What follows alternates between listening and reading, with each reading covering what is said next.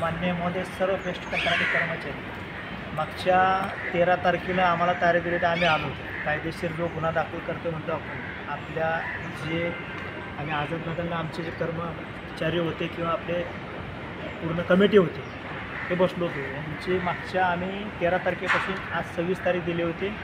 बदला काळ, दिवाळी किंवा हे निवडणुकीमुळे मागं पुढं झालं होतं.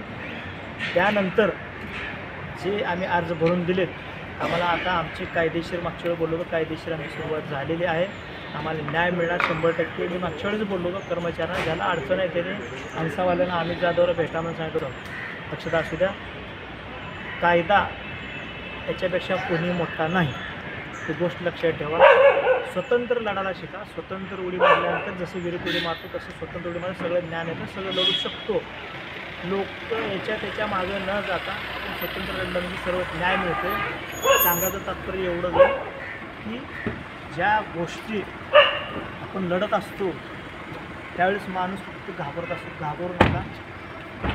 आपला पैसा हा विनाकारण दुसऱ्याच्या ताटात टाकण्यापेक्षा स्वतंत्र लढा, त्याचं काम व्यवस्थित होतं आणि अनुभव होतो, मिळतो. आम्हाला न्याय 100% मिळणार. आमचं नुकसान भरपाई कायद्यानं आम्हाला द्यावंच लागते, कारण आम्ही कायद्याच्या आत राहून लढतो. म्हणून सर्वांनी परत एकदा व्यवस्थित विचार करा. हंसा कंपनीचे जे चालक आहेत ते आम्ही जाधव त्यांच्याकडे आहे, त्यांना भेटावं.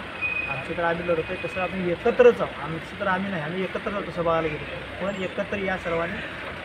परत एकदा सांगतो, आपला 1 रुपयासुद्धा कोणाला न देता तुम्ही लढू शकता. ही गोष्ट लक्षात ठेवा, विचार करा आणि सावध व्हा. जय हिंद, जय महाराष्ट्र, जय हरी, जय हिंद.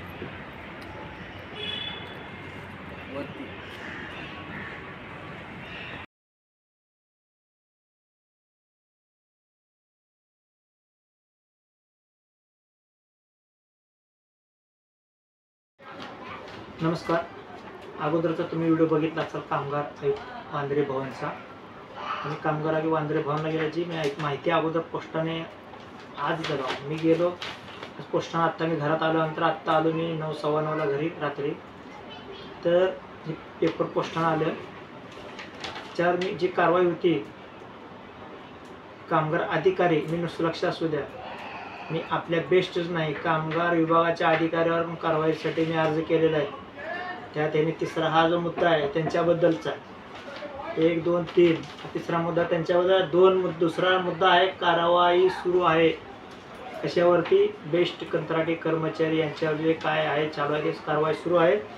आज पण आमच्यासोबत जे झाले ते चांगलंच झाले आणि चांगलंच होत आहे आणि चांगलं होणार. आम्हाला काय फरक पडत नाही. आम्ही सुरूच राहू द्या. आम्ही सुरू बघायचं आहे. कायदा जिंकतो, काही भ्रष्ट लोक जिंकतात, ते आम्हाला बघायचंच आहे. तिसरा मुद्दा आहे, नंतर ह्या गोष्टी झाल्यानंतर मुलुंड पोलीस स्टेशनला माझा जबाब होता.